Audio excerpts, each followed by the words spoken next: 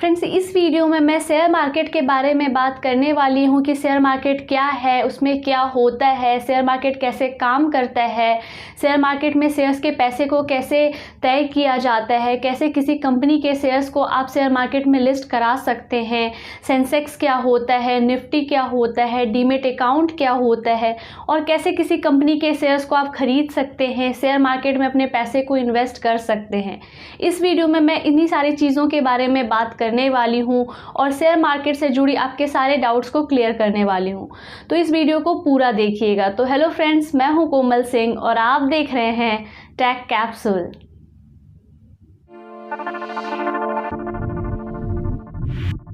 तो फ्रेंड्स, सबसे पहले सवाल आता है कि शेयर मार्केट क्या होता है। तो शेयर मार्केट वो मार्केट होता है जहां पर कंपनी के शेयर्स को खरीदा और बेचा जा सकता है। शेयर का मतलब है कंपनी के अंदर हिस्सेदारी मिलेगी, पार्टनरशिप मिलेगी। जैसे अगर आप किसी कंपनी के कुछ परसेंट शेयर्स को खरीदते हो तो इसका मतलब है आप उस कंपनी के कुछ परसेंट ओनरशिप को खरीद रहे हो, कुछ परसेंट पार्टनर बन रहे हो उस कंपनी के। और अगर उस कंपनी को प्रॉफिट होगा तो आपके पैसे बढ़ेंगे और अगर उस कंपनी को लॉस होगा तो आपको भी होगा।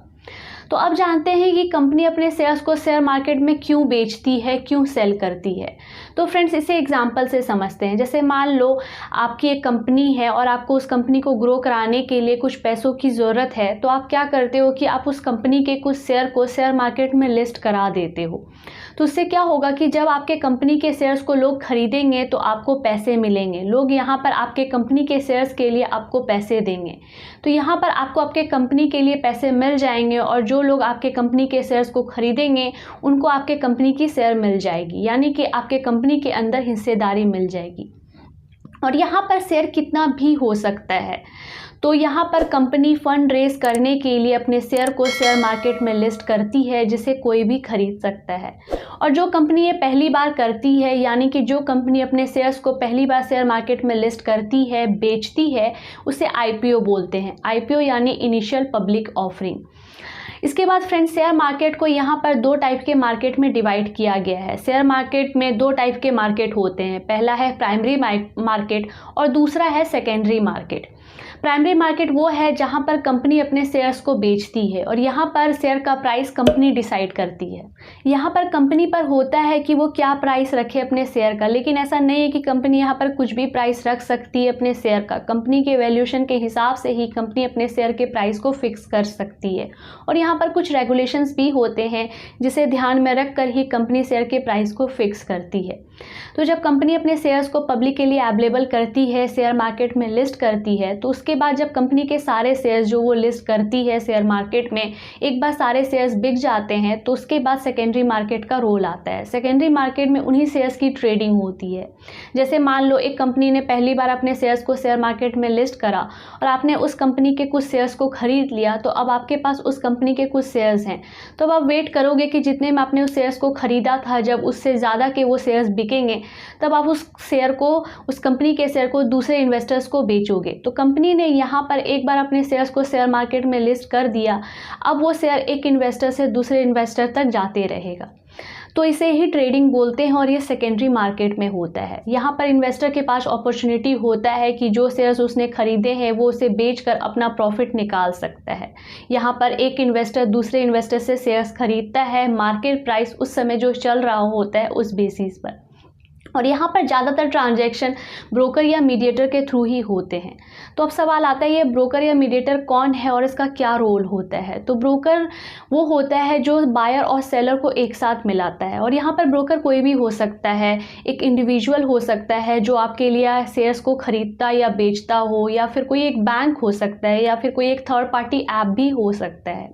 और फ्रेंड्स, जब आप ब्रोकर के थ्रू शेयर मार्केट में पैसे लगाते हो, इन्वेस्ट करते हो, तो ब्रोकर उसके लिए कमीशन चार्ज करता है, फीस लेता है, यानी कि ब्रोकरेज रेट लेता है। और ये ब्रोकरेज रेट डिफर करता है, हर प्लेटफॉर्म का अलग अलग होता है। इसके बाद फ्रेंड्स यहाँ पर कोई भी कंपनी 100% शेयर्स को नहीं बेचती है, कोई भी कंपनी अपने सारे शेयर्स को शेयर मार्केट में लिस्ट नहीं करती है। जो ओनर्स होते हैं वो हमेशा मेजॉरिटी ऑफ शेयर्स अपने पास रखते ही हैं ताकि डिसीजन मेकिंग पावर उनके पास रहे, क्योंकि अगर कंपनी के सारे शेयर्स या ज़्यादातर शेयर्स शेयर मार्केट में लिस्ट कर दिए तो जो लोग उस शेयर्स को खरीदेंगे उनके पास पावर आ जाएगी कंपनी के अंदर मेजर और इम्पॉर्टेंट डिसीजन लेने की। इसलिए जो ओनर्स होते हैं वो हमेशा मेजॉरिटी स्टेक्स यानी कि 50-60% अपने पास रखते ही हैं ताकि कंपनी की ओनरशिप उनके पास रहे। और इसके बाद फ्रेंड्स अगर कंपनी चाहे तो सेबी को बोलकर अपने और भी एडिशनल शेयर्स को शेयर मार्केट में लिस्ट कर सकती है, और अगर कंपनी चाहे तो अपने सारे शेयर्स को वापस खरीद भी सकती है, मार्केट से हटा भी सकती है। तो अब सवाल आता है कि क्या कोई भी कंपनी अपने शेयर्स को शेयर मार्केट में लिस्ट कर सकती है? तो फ्रेंड्स यहाँ पर कोई भी कंपनी अपने शेयर्स को शेयर मार्केट में लिस्ट नहीं कर सकती है। यहाँ पर कुछ रूल्स होते हैं, कुछ रेगुलेशंस होते हैं, कुछ कंडीशंस होते हैं जिसे अगर कंपनी फुलफ़िल करती होगी तभी वो कंपनी अपने शेयर्स को शेयर मार्केट में लिस्ट कर सकती है। और यहाँ पर जो रूल्स रेगुलेशंस टर्म्स होते हैं वो सेबी देखती है। तो अब सवाल आता है कि सेबी क्या है? तो फ्रेंड्स सेबी यानी security and exchange board of India एक रेगुलेटरी बॉडी है जो शेयर मार्केट को मॉनिटर और रेगुलेट करती है। यहाँ पर जितने भी ट्रांजैक्शन होते हैं वो सेबी के निगरानी में होते हैं। सारी की सारी कंपनीज जिसके शेयर मार्केट में लिस्टेड हैं उन सब पर सेबी निगरानी करता है कि वो कंपनी फ्रॉड तो नहीं है, सही से काम तो कर रही है ना। तो ये रोल होता है सेबी का। तो अब सवाल आता है कि कैसे किसी कंपनी के शेयर को शेयर मार्केट में लिस्ट कर सकते हैं। तो फ्रेंड्स अगर किसी कंपनी को अपने शेयर्स को शेयर मार्केट में लिस्ट करना है तो उस कंपनी को सेबी के पास जाना होगा, अपने सारे डिटेल्स को, डॉक्यूमेंट्स को सेबी को सबमिट करना होगा। उसके बाद सेबी वेरीफाई करेगी कि कंपनी जेन्युइन तो है ना, फ्रॉड कंपनी तो नहीं है, और सारे कन्फर्मेशन होने के बाद ही सेबी कंपनी को अप्रूवल ग्रांट करती है। और ये एक लंबा प्रोसेस है, इसमें कुछ महीने से लेकर कुछ साल तक का वक्त लग सकता है। तो ऐसा नहीं है कि कोई भी कंपनी जाकर अपने शेयर्स को शेयर मार्केट में लिस्ट कर सकती है। और सेबी के अप्रूवल मिलने के बाद कंपनी स्टॉक एक्सचेंज में जाती है।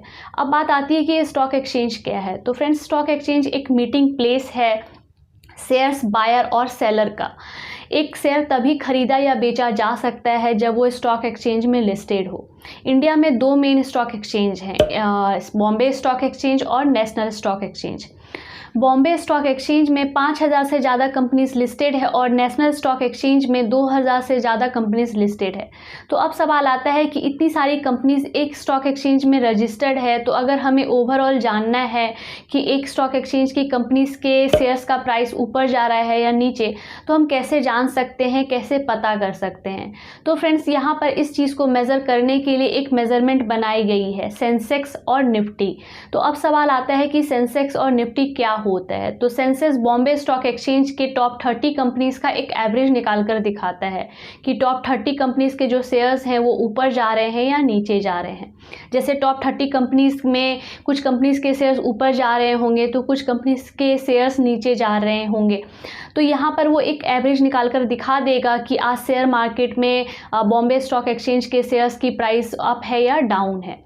इसके बाद निफ्टी वर्ड नेशनल प्लस 50 मिलकर बना है। निफ्टी नेशनल स्टॉक एक्सचेंज की टॉप 50 कंपनीज के शेयर का एक एवरेज निकाल कर दिखाता है कि नेशनल स्टॉक एक्सचेंज के शेयर्स अप जा रहे हैं या डाउन जा रहे हैं। तो फ्रेंड्स अगर आपको देखना है कि बॉम्बे स्टॉक एक्सचेंज के शेयर्स अप जा रहे हैं या डाउन तो आप सेंसेक्स देख लो, और उसी तरह अगर आपको नेशनल स्टॉक एक्सचेंज के शेयर्स का हाल जानना है तो आप निफ्टी देख लो। यहाँ पर आपको बड़ी बड़ी कंपनीज के शेयर्स का हाल पता लग जाएगा कि उनके शेयर्स अप जा रहे हैं या डाउन जा रहे हैं। यहाँ पर आप शेयर मार्केट का हाल जान सकते हो।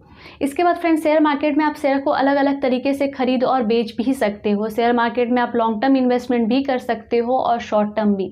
इवन आप शेयर मार्केट में शेयर को सेम डे खरीद और बेच भी सकते हो। सेम डे शेयर को खरीदने और बेचने को इंट्राडे ट्रेडिंग कहते हैं।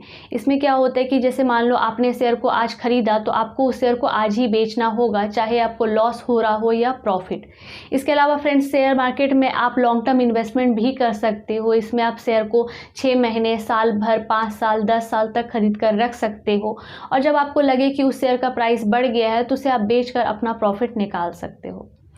तो अब सवाल आता है कि शेयर मार्केट में शेयर के पैसे को कैसे तय किया जाता है। जैसे मान लो मैंने 1000 रुपये में कुछ शेयर को खरीदा, तो कल उस शेयर का प्राइस 2000 होगा या 500 रुपये, ये कौन डिसाइड करता है? ये कौन डिसाइड करता है कि आज शेयर का प्राइस अप होगा या डाउन होगा, और ये कैसे डिसाइड किया जाता है?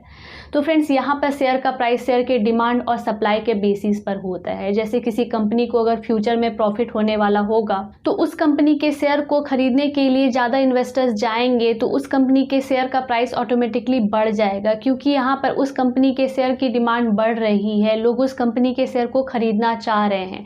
तो यहाँ पर डिमांड बढ़ रही है लेकिन सप्लाई कम है, लिमिटेड है, इसलिए उस कंपनी के शेयर का प्राइस ऑटोमेटिकली बढ़ जाएगा, इंक्रीज हो जाएगा। उसी तरह अगर किसी कंपनी को ह्यूज लॉस होने वाला होगा, तो उस कंपनी के जितने भी इन्वेस्टर्स होंगे, जिन्होंने भी उस कंपनी के शेयर्स को खरीदा होगा, वो उस कंपनी के शेयर्स को बेचना शुरू कर देंगे। तो उससे क्या होगा कि मार्केट में उस कंपनी के बहुत ज़्यादा शेयर्स अवेलेबल हो जाएंगे और ख़रीदने वाला कोई नहीं होगा, तो उस कंपनी के शेयर का प्राइस ऑटोमेटिकली घट जाएगा, क्योंकि यहाँ पर डिमांड कम है लेकिन सप्लाई ज़्यादा है। तो फ्रेंड्स, इसके बाद अब सवाल आता है कि कैसे आप किसी कंपनी के शेयर्स को खरीद सकते हैं, कैसे शेयर मार्केट में अपने पैसे को इन्वेस्ट कर सकते हैं।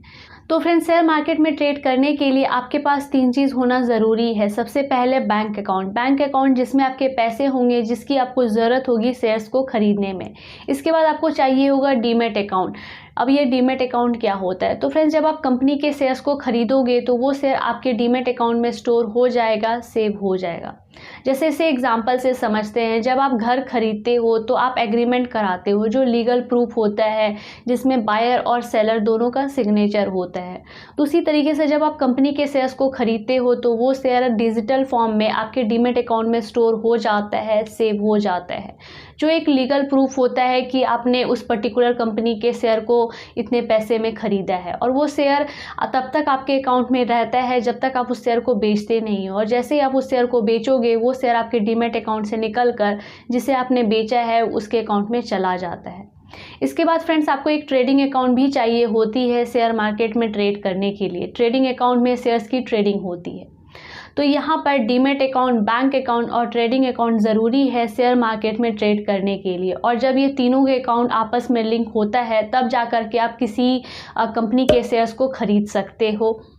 इसके बाद फ्रेंड्स, जब आप शेयर्स को खरीदते हो तो उस शेयर का पैसा आपके बैंक अकाउंट से कटेगा और ट्रेडिंग अकाउंट में चला जाएगा, और वहाँ से उस पर्टिकुलर कंपनी का शेयर आपके डीमैट अकाउंट में सेव हो जाएगा, स्टोर हो जाएगा, जब तक आप उस शेयर को बेचोगे नहीं। और जैसे ही आप उस शेयर को बेचोगे, वो शेयर आपके डीमैट अकाउंट से निकल कर जिसे आपने बेचा है उसके अकाउंट में चला जाएगा, और जितने अमाउंट में आपने बेचा है वो अमाउंट आपके बैंक अकाउंट में आ जाएगा।